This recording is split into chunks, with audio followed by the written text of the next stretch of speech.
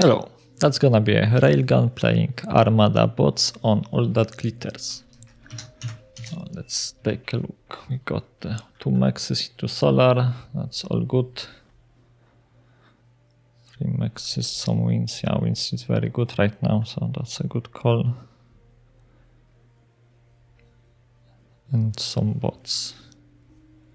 Yeah, I would add some more energy production, to be honest, because right now you will finish the lab with like basically this energy. I mean, someone is overflowing a lot, so that's why it's increasing. But generally, you are spending your energy right now, so it's a good idea to have like one more wind or maybe one more solar, depending on the wind situation. To always have like maximum energy when you finish the lab. But yeah, 2 pounds into constructor. I don't have energy for that, but all good. Okay. I should take a look at the player view. Oh, it's crashed. Player. No, what was that? Lock. It work? Yeah, no, it works. Saved. Okay. So yeah, you're moving your, okay, you're going aggressive with this. I'm not a fan, to be honest, because if somebody would like go attack you, like this stick, you right now don't have anything to defend yourself, and yeah, you either micro them a lot to deal some damage, or you like focus on your base, and I think like. Yeah, I would prefer focusing on defending leaks because like it's much easier to defend your allies and make sure that enemies do not deal any damage to your team than like dealing more damage than enemies dealt, right? Because you're basically counting on that your team is doing fine in terms of defending and you will deal enough damage yourself, but it's easier to not count on them to defend themselves and like defend these leaks because it's kind of I guess personal preference. Yes, I like this contoured placement, very very efficient. Yeah, going for quite a lot of constructors early on, and now it's the issue because the blitzes are here and you're kind of stuck on rocket bots. So yeah, basically with only ticks, it's kind of risky because you are not able to defend like blitzes or like actual units attacking, and you for sure shouldn't produce rocket bots right now because they won't do anything here. And you could like produce a pounce or even ticks to try to handle this situation because it's kind of a lot of damage. All right, so I'm moving straight to the front. Okay, I mean you have to cons claiming metal spots on the way, but yeah, I would like make sure to focus on putting LLT and some radar earlier on, so you have like a nice vision of what is going on, because right now you have like all your defenses are here and you without radar you don't really see if they are not going around you into your base, and you don't have any units to like defend. So that's, I would say it's kind of a risky start, kind of greedy, but yeah, I mean if they don't attack you then it's all fine, but it could potentially be an issue. Okay, so the rocket bots are already here. So now time for positional fights. The thing I like to do recently with rocket bots is that instead of like microing them, because it takes a lot of time to like do it properly, you can just take your rocket bots, put them on repeat, and like order them to move forward and back, and they will just go back forward and back by on their own. and it's very hard to hit them with rockets because like you basically they automatically micro by themselves, so that's kind of a good way of doing that if you want to focus on like base or something. Okay, so base looks fine. Your cons are reaching the front, so that's all good. And that's kind of unfortunate that these maxes are not claimed. Kind of worth taking a look around you to see and maybe ping it that somebody takes them earlier, because that's kind of a lot of metal going to waste.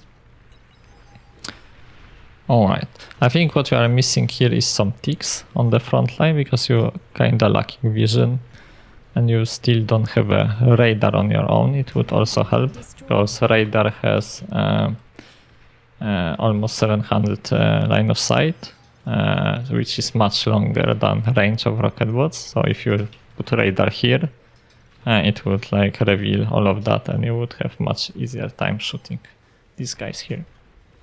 Okay, so I attempt helping the right side, that's good. It's good that they are actually not really pushing into you. Okay. Base, okay, I'm going for the pawns. Yeah, it's also a good way. I mean pawns or the ticks just to have something with higher line of sight to like help out rocket boss hit something. Okay. Okay, and forward vehicle lab. I would say it's kind of risky considering that you are here and the enemies are here, right? I would say it's very, very risky spot for a vehicle lab. I would consider like putting it, like falling back a bit because yeah, it's if they decide to collapse on you right now, then you are kind of screwed. So yeah, it's also something to consider. Okay, and the idle bot lap is not ideal in this situation because these guys really need some help. But yeah, other than that, what you are looking at right now. Okay, microing the pawns, yeah. Nothing to do here when there are shurikens. If you hear that there are shurikens, you basically can just self-destruct your units and forget about them because yeah, no point in microing it anymore. Because they will kill them anyways. So yeah, they're actually now collapsing on you a bit. And it's a good time to have some lax of energy, right? But yeah, it looks like they are not very... They aren't that aggressive. I would say it's kind of lucky for you because they could for sure just kill your forward base here. I guess they don't know that it's here. Yeah, they don't know that you have a lab here. I guess if they knew, they would just collapse on you, and that would be an issue. Alright. So what we have is some solars, okay. Saving the energy situation.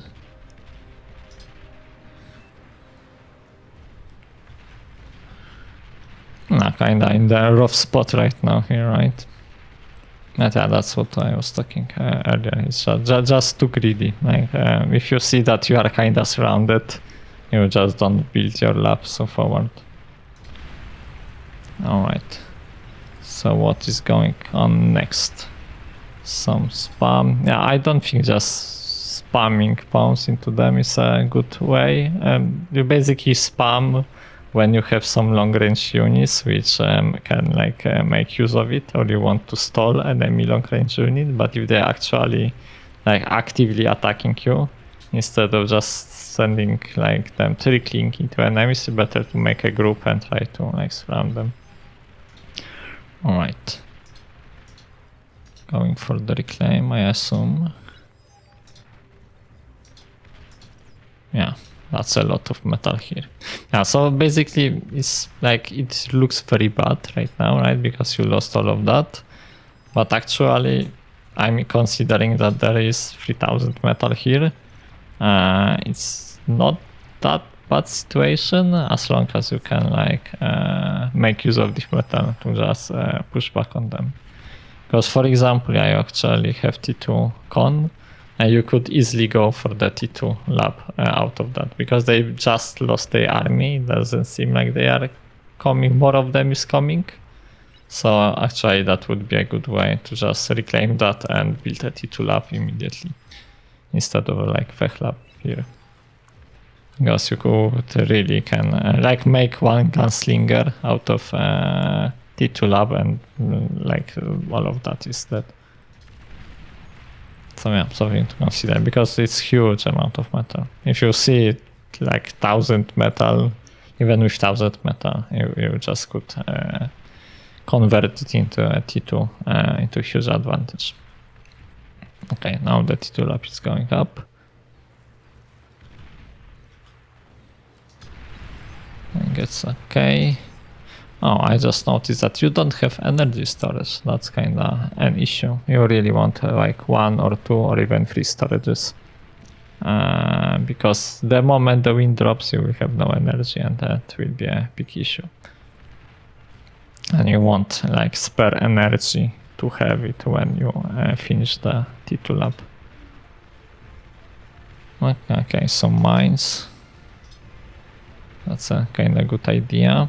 Okay, there's actually some T2 units already covering the front. It would be better if the echo player just gave these fins to someone, but whatever. Oh, just noticed that red player is 1 Chev. That's unusual. Okay.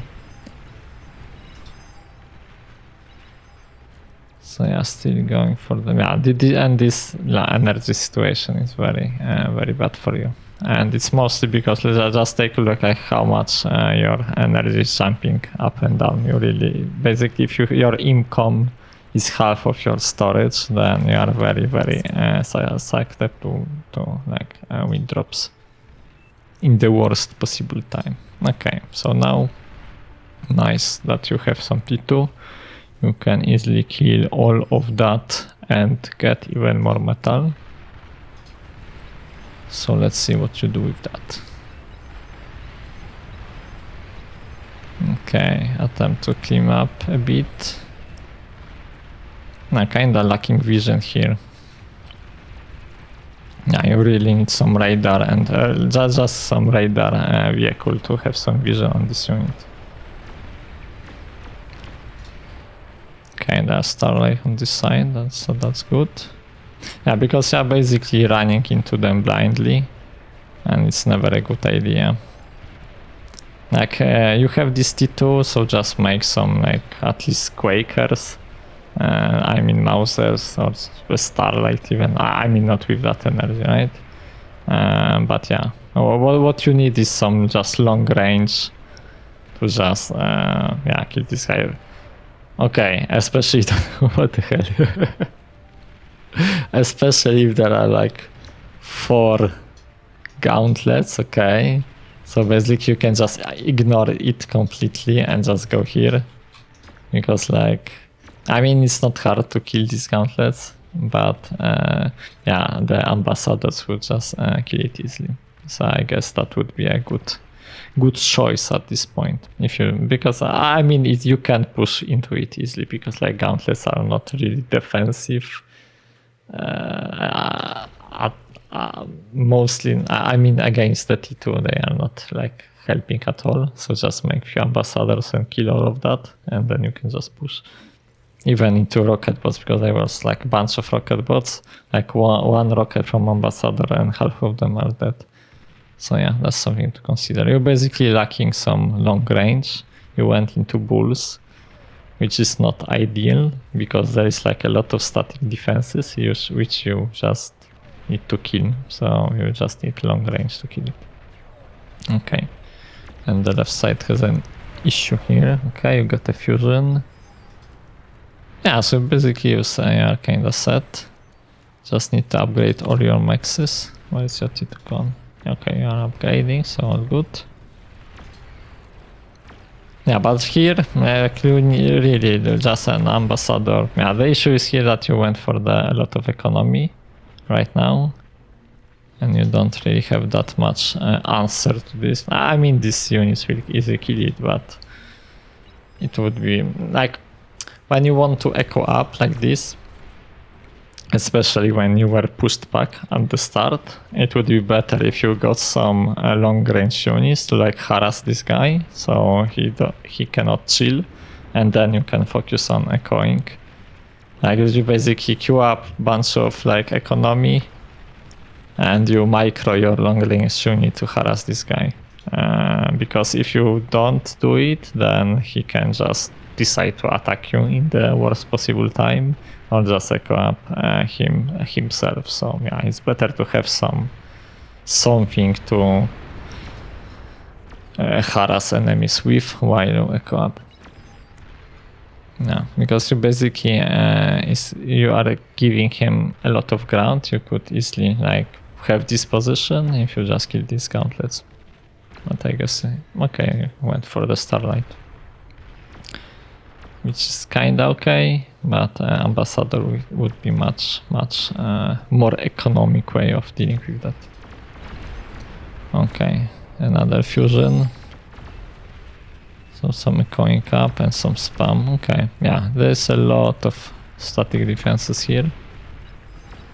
Yeah, but nothing which can stop long range T2.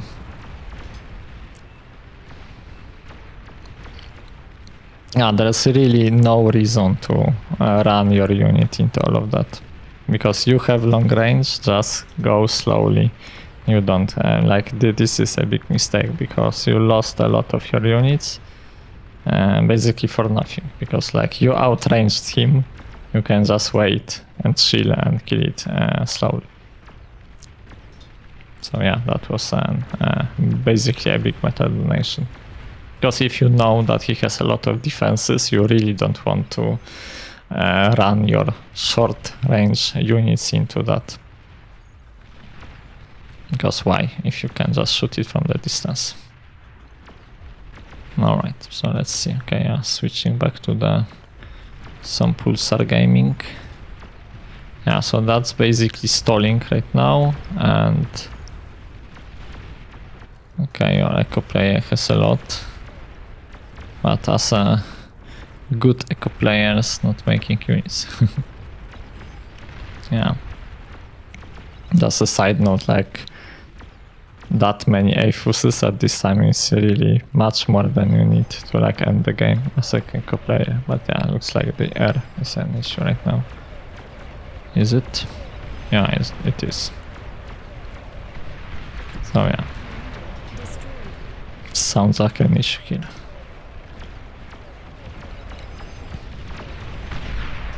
Okay. Alright, so what do they have? They have... Yeah, it's basically even, considering that you just lost your orange player and teams are kinda equal in terms of echo. So that's not an issue. And yeah, as you can see, this guy has like nothing, only some static defenses. So if you just made ambassadors, you could easily kill all of that much earlier. And if you kill that with ambassadors and then moved your units forward, there is like nothing to defend, right? So that's something to consider. Just basically use ambassadors. They are very good against static defenses, and don't throw your like short range units into a lot of defenses. If you know that this is here, so there is no like reason to rush into. Okay, you're kinda scaled up, so that's good. I guess at this point, yeah, you could really ramp up your unit production or go T3. Yeah.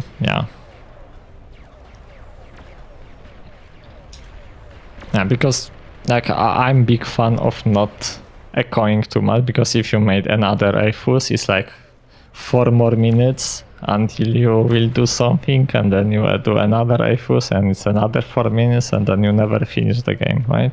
Just instead of AFUS, make a gantry, make Razorbacks, or just spam, like make 15 Starlights, 20 Jaguars, and just push it and win. Like you don't really need it, like you are overflowing, you don't need more echo, you need units to win. Like, because if you just focus on echoing, and then you like always rely on T3 units to end the match. And it's kinda like he killed you with 5 like starlights, like there is no reason for this to happen. And yeah, now you have an issue with EMPing your production, right? So yeah, I would really stop echoing so much, because that should be honest. I mean, this guy has an idea. I mean, he made a lot of AFUs earlier, but yeah, make units and just win. You really don't need a lot of AFUs. Like, you see this guy making T3, just make 10 T1 laps and spam, because he already has T3, so make spam for him, right? Like something like that.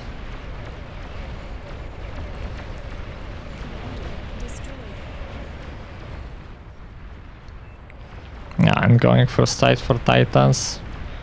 I'm not the fan. I mean, it's 33 minutes, so it's kinda late, but generally you want to make a lot of small units, like 15 Razorbacks, right? Instead of few Titans, because if you make Titan and you go here, then they can just go around you and kill your team meanwhile. So yeah, that's also something to consider. You don't have to go for this, like the best units possible immediately. And Marauders at this point, yeah, Marauders are not the it. Just go for the Razorbacks.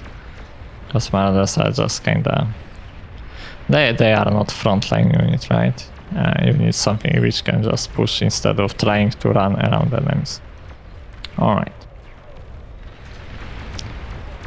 Okay, so now this big unit production. And yeah, at this point it's kinda a game of who will scale most. At this point. Yeah, as you can see, like blue has army of only like Shivas and Vanguards. And Marauders, I guess, with spam.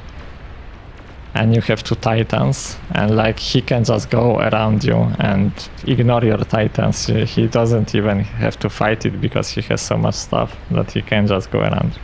So that's why you really don't want to rush these heavy units, because they are like better only if he tries to fight them, but he can, you know, just ignore them, and you don't have enough of them to basically stop him from that. Yeah. Also something to consider. Okay. So the blue goes with heavy spam. I would really consider, if you have so many ticks on the map, I would really consider Junos to like stop them, because it's kinda way too much. Yeah, there is also a case of like example of basically if you try to defend or like save, because there is like a lot of attacks here and white is going here to cover, but instead if he instead went with the demons and attacked here, there is nothing to defend, right? So he would like go, and instead of trying to plug the holes here, it's generally better to try to attack on the other side. Because if you attack, you have much higher chance of winning than if you just defend, because it's not easy to stabilize enough to push back. It's easier to like force them to move back, because like you are killing them faster than they are killing you. It's also, yeah, an option. But yeah, Titans, a lot of Titans on your side.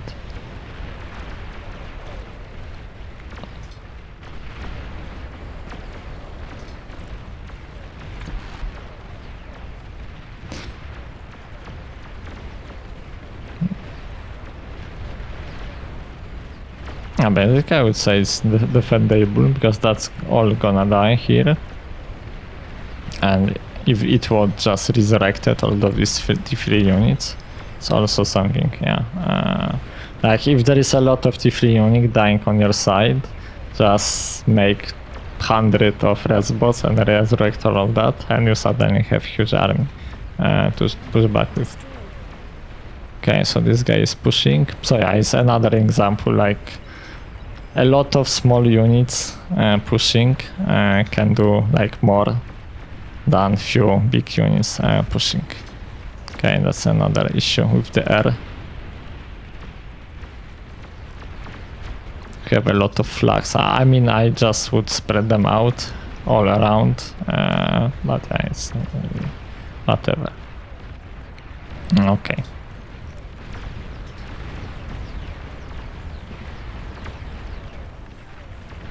So I kinda expect that blue will just out echo. Because they are going ahead with the resources. So I'm kinda expecting that blue is gonna just push this with the Taurs. Unless the hero commander will stop them. Yeah, that's super risky play, like pushing all T3 in this small corridor. Commander's already waiting to dig on, yeah. Very risky.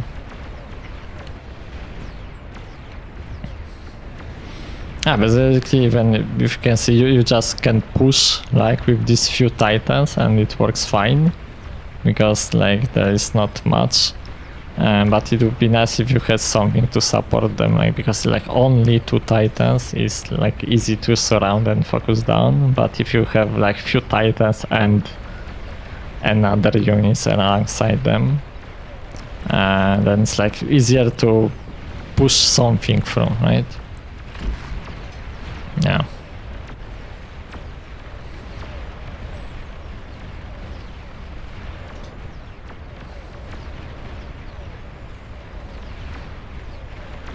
Okay, the Taurus being an issue.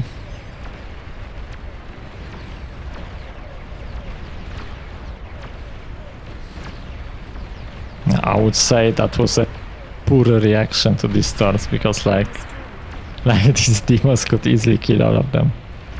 But yeah, whatever.